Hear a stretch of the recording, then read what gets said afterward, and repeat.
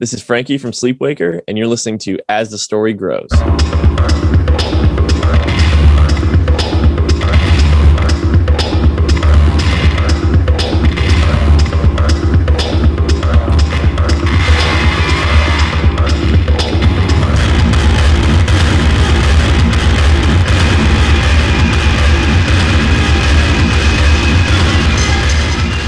Welcome to the next chapter of As the Story Grows. I'm Brian Patton, and this is literally a new chapter for the podcast.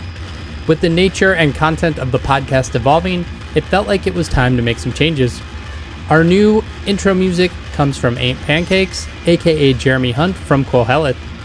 When I decided it was time to switch up the intro music, Jeremy was the first and only person that came to mind. So thank you so much, Jeremy. I hope you guys enjoy it. I will upload the song to download on Patreon for our Patreon members. I'll also throw up the Bob Nana theme. Join us at patreon.com/asthestorygrows. This week, we welcome Sleepwaker drummer Frankie Mish to the podcast. Sleepwaker recently dropped their UNFD debut, Alias. It's one of my favorite records of 2021, and I recommend giving it a spin. Frankie talks about his parents working as reenactors, the band's musical evolution, and using movies as lyrical inspirations. This was a super fun chat, and I hope you guys enjoy getting to know Frankie Mish from Sleepwaker. Star-crossed lovers, now our strangers with familiar faces. No telling forget memories that we entered every day and then nothing again. We gave it all, but it still wasn't enough. But for the blood, but we never accepted. We built this disaster, now saying goodbye to the life we were after. This war is poison, but I'll keep drinking until I get sick to recognize myself without her. How you doing, man? Pretty good. How about you? Good. Glad we could work this out. Oh, yeah, absolutely. You're up in Grand Rapids? Yeah. Yeah. What's that been like for the last, year and a half now, I guess? It hasn't been too bad.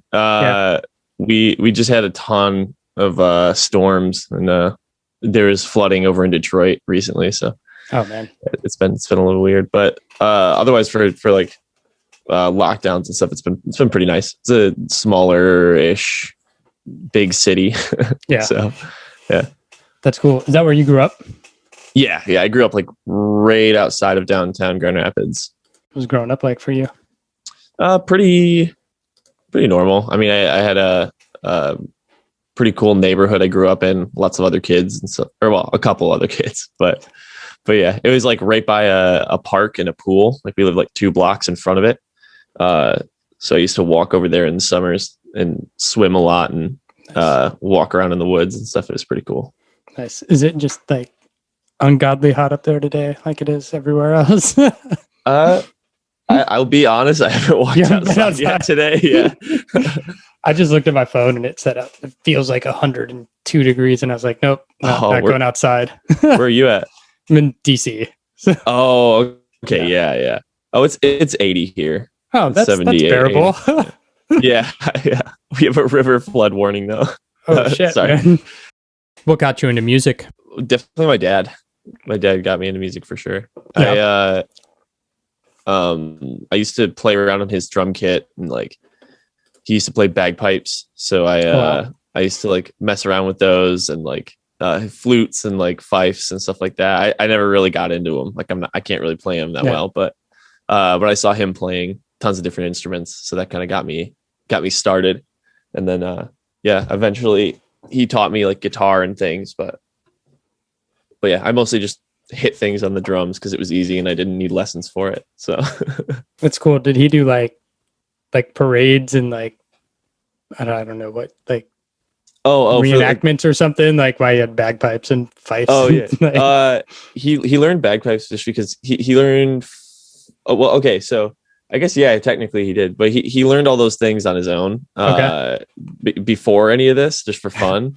My whole family on his side is very musical. So he got a job on Mackinac Island, if you know where that is. Yeah. he got a job as a reenactor on Nice. Mackinac Island, and he worked there for 7 years. And him and my mom worked there together. And she was a blacksmith, and he was a soldier in the I don't, they're not called soldiers, but he was in the band, the army band, and he had to wear like the super super hot full costumes, Wow, and like walk out onto the parade grounds and like play in the middle of the fort. Wow. Yeah, they lived up there like every summer, and they would do that. So that's wild. And your mom was a blacksmith. yeah. She worked at the Biddle House, which is like, it was like where all the women reenacting would be. Mm-hmm. So like cooking, cleaning, doing like the quilting and all this other stuff. And then she also got to do some blacksmithing with it, which is pretty cool. But that's wild. Yeah. That's wild. At what point did like hardcore punk rock or like underground music enter your life? Oh yeah. My dad was always in punk rock.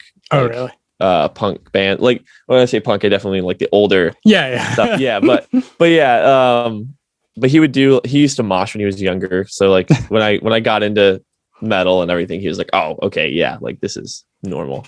But he played System of a Down, the Toxicity album for me when I was younger. And like skipped all the ridiculous raunchy songs, but yeah, he played that for me for a bit, and then he also showed me like some other bands, Fountains of Wayne, like Bowling for Soup, some of those, Korn, and I System of a Down and Korn definitely kind of stuck with me. Yeah, so I was huge fans of those, and Deftones. So yeah, I kind of revolved, or not revolved. What's the word? I was attracted to those styles of music. Yeah, more so than like the classic punk. At what point did you start playing in bands? Was there a scene there in Grand Rapids for you to get connected with? Oh yeah, I was in like funny joke bands with friends when I was like in middle school. Like, you know, go down to the parents' basement. We had guitars and drums, so they would pick them up and just play along or something while I played drums. And we'd come up with like dumb names and things. And then eventually I met Hunter through a friend, and he was like, yeah, I scream. Here's a video of me doing it, blah, blah, blah. And we kind of just started trying to form different bands. We like went around to different people in the scene, not necessarily in Grand Rapids, but just like people from towns like around Grand Rapids. And like we knew people from Lansing that we would drive over and play with, but we were like 13, 14. So like, yeah, we were more like, you guys can come to us and we can like play and just hang out. So we tried making it work, but we ended up like doing like 4 or 5 failed attempts at putting together a band. Mm-hmm. Eventually he and I split up, and he joined one band that was kind of already ish formed, and I joined another one. And then the band that he was in eventually broke up. They didn't really play any shows or anything like that, but my band was. And then eventually I was like, this is not that fun. Like, this isn't what I want to be playing. So I was like, I'm going to leave. And then the band just broke up at that point, and Hunter joined in, and we took the guitarist from that band and we started playing shows as a 3-piece. And that became Sleepwalker? Yeah, Sleepwaker. Yeah. Sleepwaker? Yeah. Oh yeah. Damn, my bad. Oh no. That's why I was struggling with Google. It's like, fuck. There's like so many Sleepwalkers. Sleepwaker. Yeah. That's the name behind the band. We look up Sleepwalker, and there's hundreds of them. But. So that's how you went with Sleepwaker? Yeah. That's how we got started. Did you want to be Sleepwalker? No, no. we were just talking about like ideas and themes behind names, because I have a hard time coming up with name. Like, I have a hard time coming up with names for things, and like lyrics for songs and stuff like that if I don't have a theme. That's kind of like the main thing for me. I don't even need like a story or like a concept. Just like give me like a theme or something, and I can go from there. So yeah, with Sleepwaker, we were like, okay, let's pick something. Let's pick something a little bit more unique and something that relates to Hunter and I. So because we were like the ones that were, I was writing all the music and Hunter was writing some of the lyrics, and then I would come in and write some of the lyrics. So, yeah, we kind of worked together on that idea.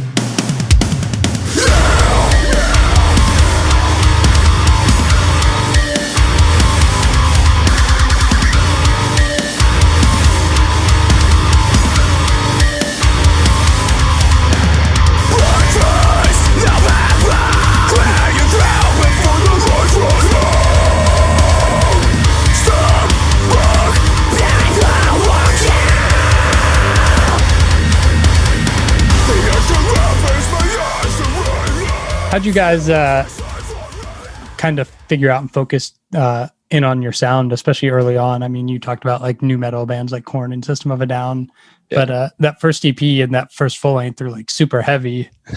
Yeah. That just an evolution of time and writing. Yeah. I mean, eventually I got into like Moz and For the Fallen Dreams. They're another Grand Rapids local.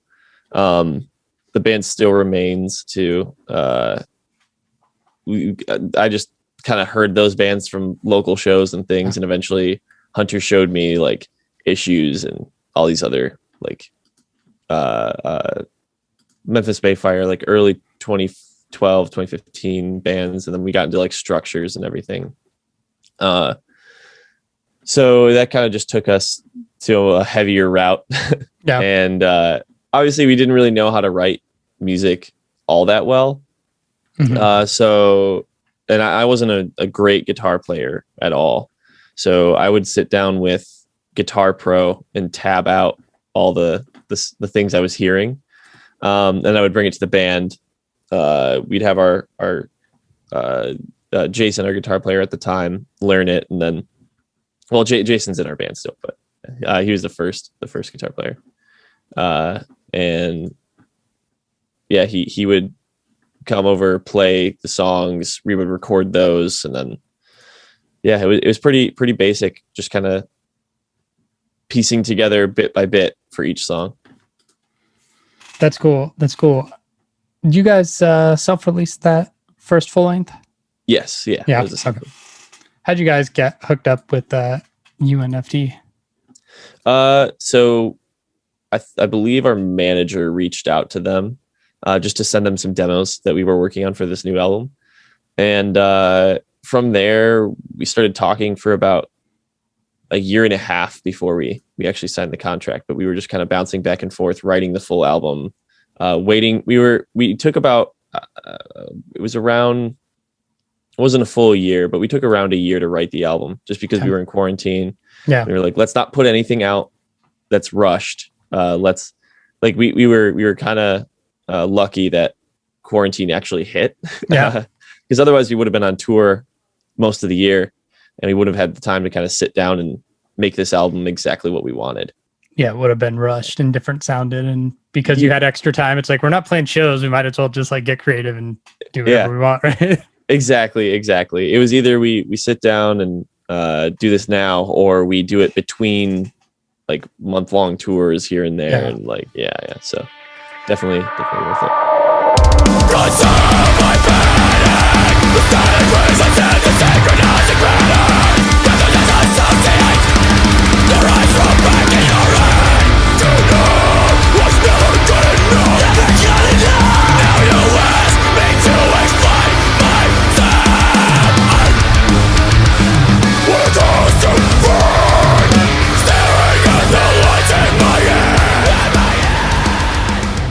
Did you guys know you wanted to change your sound? I mean, it's still heavy, but it's like, the vocal delivery is different on this record. It's like the songs are a little more sludgier, a little slower. Like it's got a different vibe to it. At least the singles released so far.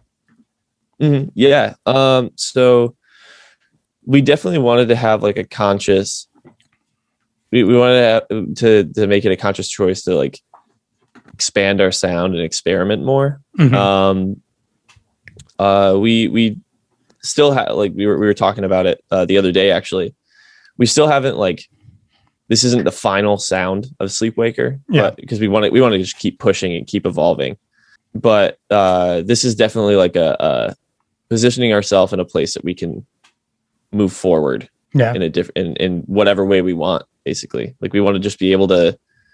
Before with Don't Look at the Moon, it was like everything's hardcore, everything's heavy, hardcore.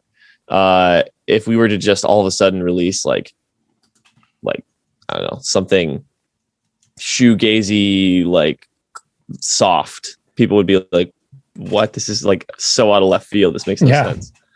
So this is just kind of like easing into that, I think. Not to say that we're gonna go like super soft or anything, but yeah, no, it's nice to be able to just create and put yourself in a position where you can do whatever you want. Yeah, which I think this album helps do. Yeah, like vocally in a bunch of points, there's it sounds like heavier Law Dispute. Oh, really? Yeah. Another Grand Rapids fan. Yeah, absolutely. Which is cool because like I always like his vocals. Like I like Law Dispute, but like there's something about it. There's some disconnect musically with me where I'm just like, yeah, it's good, but it could be better. That's kind of how I feel. Yeah, and like this, I'm like, okay, this is like Deftones-esque in the music with the atmosphere, with the Law Dispute kind of vocals, which is cool. It's a rad sound. Thank you. Does that kind of carry over throughout the record, or are there other surprises? There's only 2 singles out currently. Oh yeah. It's definitely a constant throughout the record. Those kind of give a solid feel for the clean side of the record. I think there are definitely. I think Distance is probably the softest song so far. Alias.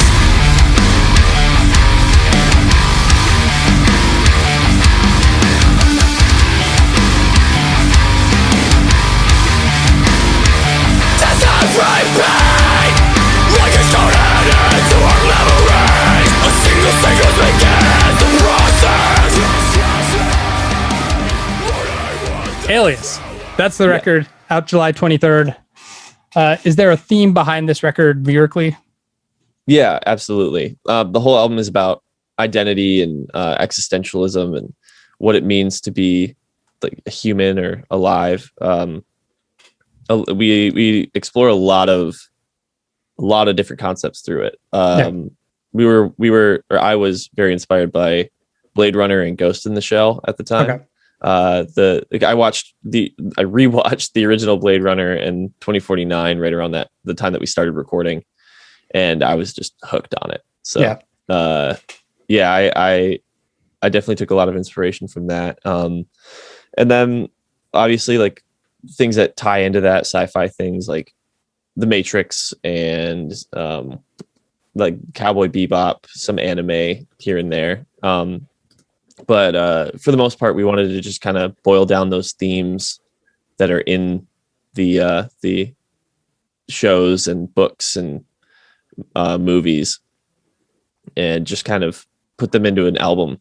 And I think that's kind of the whole inspiration of that, was just trying to find pieces of media that had consistent themes and building off of them. That's cool. More influenced by media than like COVID and quarantine and like some sort of existential dread. It's like, no, the movies give me this existential fear.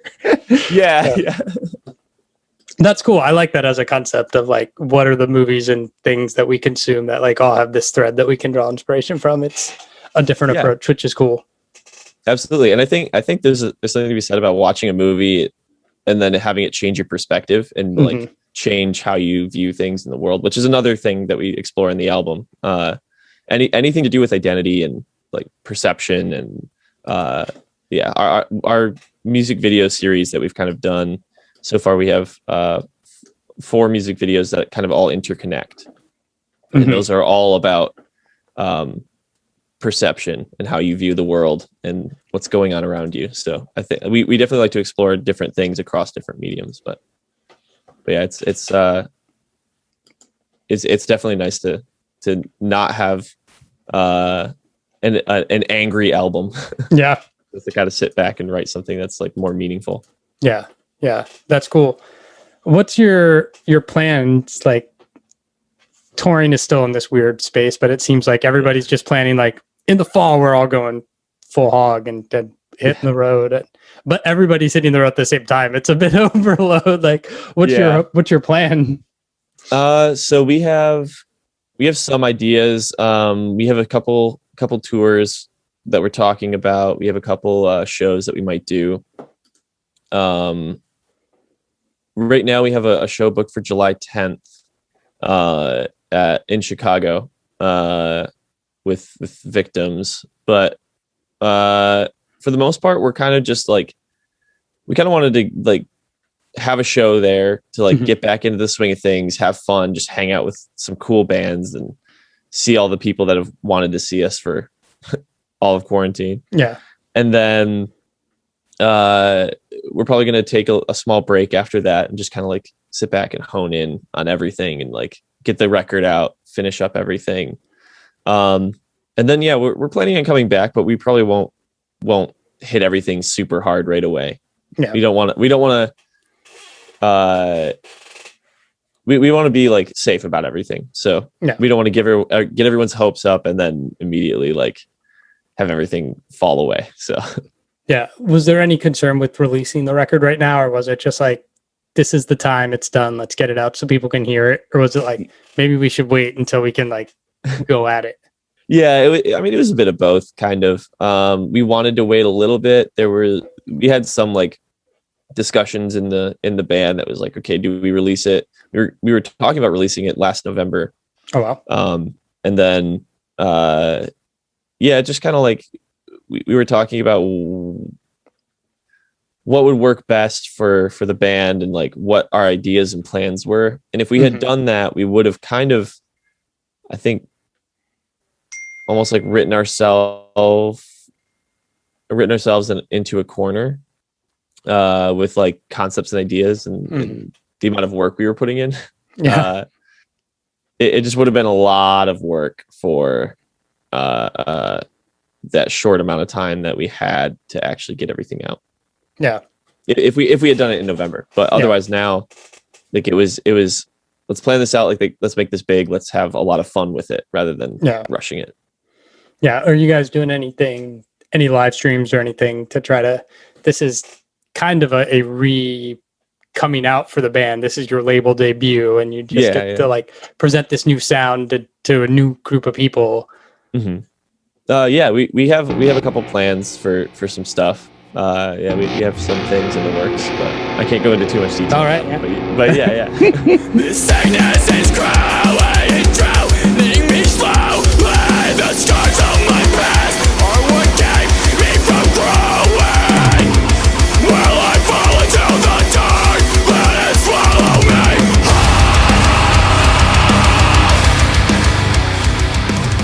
I really enjoyed finding that like balance of collaboration between the whole band, because this was one of the first times we got to have everyone involved regularly on a record. And it's on the last records, there were like things where people had obligations where they had to go like visit family or do other things while we're recording, or they couldn't spend the whole time in the studio. Because we all live right next. I live with our producer, and everyone lives like right near me. So we just drive over and then take some time to sit down and write.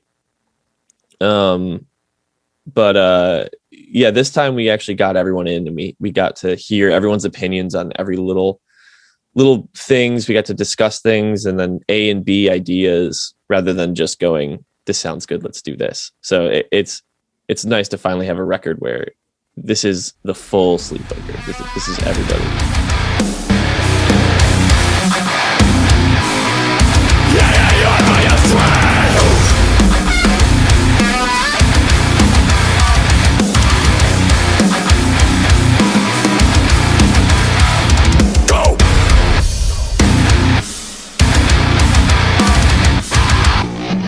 Thanks for listening to As the Story Grows. Our intro music was written and composed by Jeremy Hunt. The As the Story Grows theme is by Bob Nana. If you like what you hear, subscribe wherever you get your podcasts and give us a rating and review. If you'd like to support the show financially, you can join us at patreon.com/asthestorygrows. Be a part of our community and join the ongoing conversation over on Discord.